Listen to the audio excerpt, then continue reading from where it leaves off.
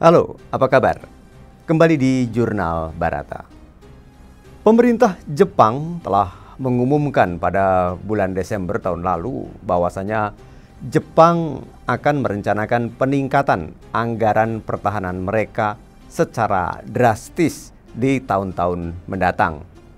Pemerintah Jepang akan mengalokasikan sekitar 43 triliun yen atau setara dengan 5 kuadriliun rupiah untuk 5 tahun ke depan dan meningkatkan anggaran pertahanan tahunannya menjadi 2% dari produk domestik bruto atau PDB negara itu pada tahun 2027. Dengan angka yang sedemikian besar tersebut, Jepang akan menjadi negara pembelanja militer terbesar ketiga setelah Amerika Serikat dan Tiongkok. Dan ini menandingi India dan melampaui Inggris serta Rusia. Investasi tambahan juga mencakup pembelian dari luar negeri atau pengembangan domestik, pesawat tempur canggih baru, drone, kapal selam diesel bertenaga listrik canggih terbaru, rudal jarak jauh, serta penambahan kapal perang. Investasi juga digunakan oleh pemerintah Jepang untuk meningkatkan kemampuan logistiknya setelah mengambil pembelajaran dari konflik di Ukraina serta meningkatkan kemampuan perang cyber dan juga perang antariksa. Nampaknya alasan Jepang menyetujui pembangunan militer terbesar tersebut mencerminkan peningkatan kekhawatirannya terhadap militer Tiongkok dan rezim Korea Utara yang terus meningkatkan kemampuan rudal nuklir dan balistiknya. Lantas, seperti apa Amerika Serikat menyikapi tindakan Jepang tersebut dan bagaimana Tiongkok meresponsnya? Simak ulasannya berikut ini.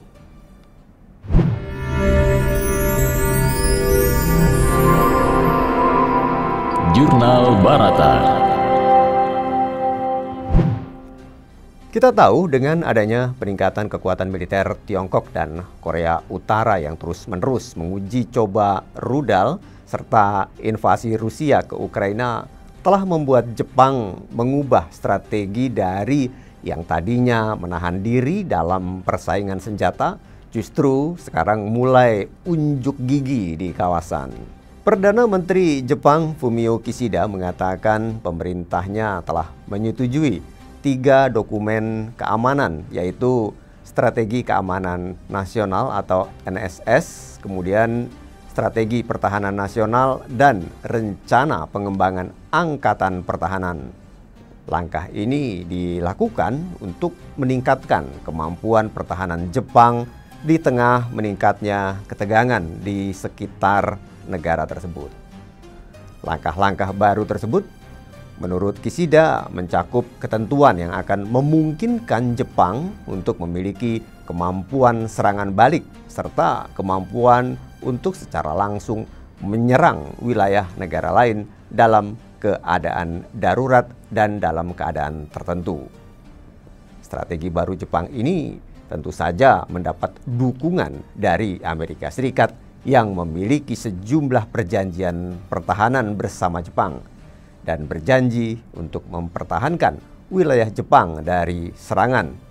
Apalagi Amerika Serikat diketahui juga mengoperasikan beberapa instalasi militer besar di Jepang, termasuk Pangkalan Angkatan Laut Yokosuka.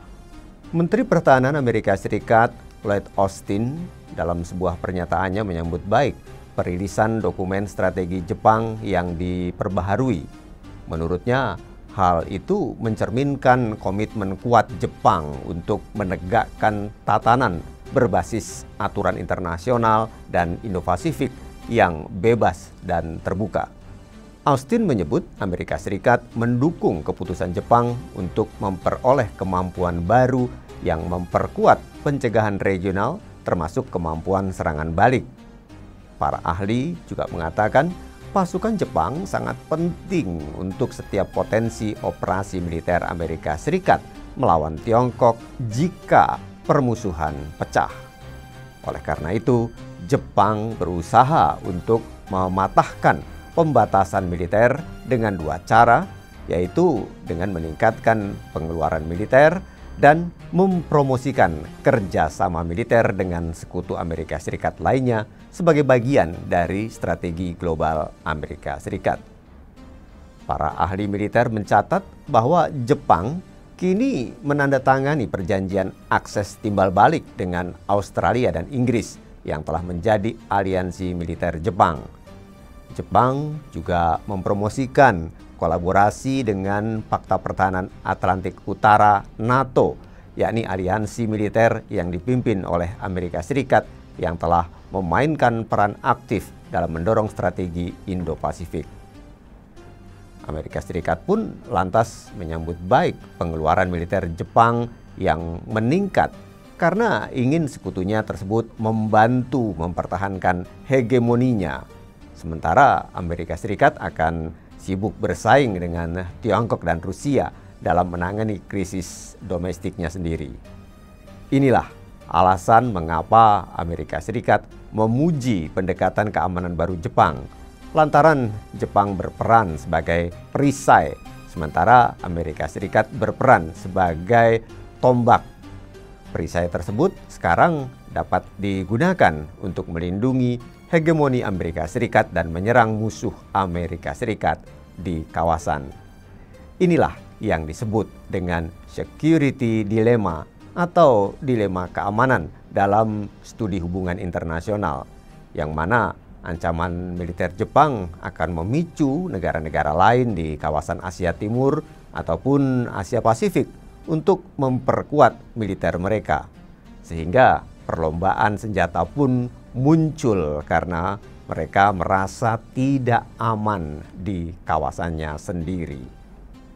Itulah sebabnya kenapa Tiongkok hadir menjadi kekuatan baru sebagai penyeimbang di kawasan bahkan di dunia hari ini, dengan selalu berkomitmen untuk menjaga perdamaian dan stabilitas di Asia Pasifik, Asia Timur, dan dunia. Juru bicara Kementerian Luar Negeri Tiongkok, Wang Wenbin, mengatakan Tiongkok adalah mitra dan peluang bagi pembangunan semua negara.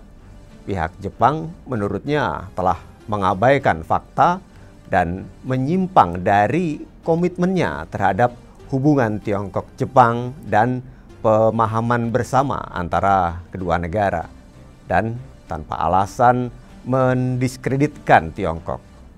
Tiongkok dengan tegas menentang hal ini dan telah berulang kali menjelaskan posisinya kepada pihak Jepang melalui saluran diplomatik. Wang Wenbin pun menegaskan Tiongkok dan Jepang adalah tetangga dekat dan negara penting di kawasan ini, dan mempertahankan serta mengembangkan hubungan persahabatan dan kerjasama antara Tiongkok dan Jepang adalah kepentingan mendasar bagi kedua negara dan masyarakat.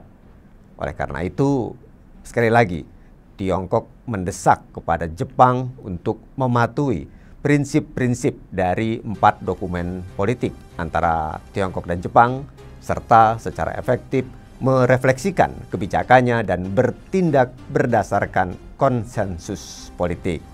Kedua negara adalah mitra kerjasama yang tidak menimbulkan ancaman satu sama lain, menghormati masalah keamanan tetangga Asia, dan bertindak hati-hati di bidang keamanan militer.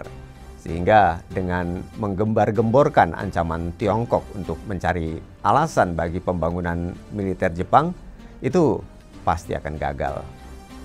Jadi sebenarnya gerakan militer Jepang hingga peningkatan kekuatan militernya semua ditujukan untuk Tiongkok.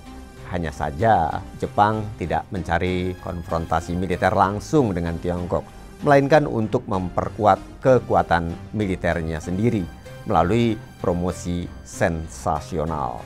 Sehingga tidak hanya memenuhi kebutuhan pengerahan strategi Amerika Serikat terhadap Tiongkok, tapi juga mempromosikan tujuan strategi nasional fundamental Jepang. Oleh karena itu, Jepang harus secara serius merenungkan perbuatannya tersebut dan menghormati masalah keamanan tetangganya di Asia. Jepang juga harus berbicara dan bertindak dengan hati-hati di bidang militer dan keamanan dan melakukan lebih banyak hal yang kondusif untuk menjaga perdamaian dan stabilitas di kawasan. Demikian Jurnal Barata kali ini. Saya Aksan Prawira. Terima kasih. Demikian Jurnal Barata.